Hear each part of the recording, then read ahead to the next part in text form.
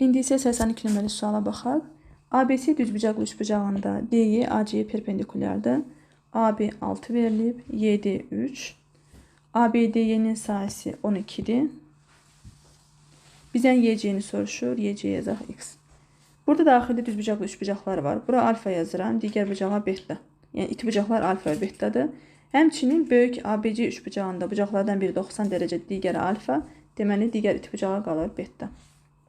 Deməli, biz buradan aldıq ki, üçbucaq DYC oxşardır. Üçbucaq deməli ABC.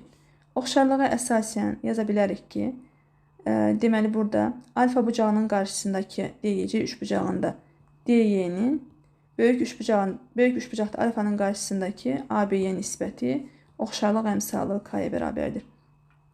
Yəni 3-ün 6-ya nisbəti K-yə bərabərdir. K olacaq 2-də 1. İndi isə sahələrə qayıdaq. Sahələr nisbəti. Həmin üçbucaqlar oxşar olduğuna görə sahələr nisbətdə oxşarlıq əmsalının kvadratına bərabərdir. Bunun sahəsinə yazıram S. Yəni S DYC bölünsün S ABC bərabərdir oxşarlıq əmsalının kvadratı. DYC-nin sahəsi S-dir.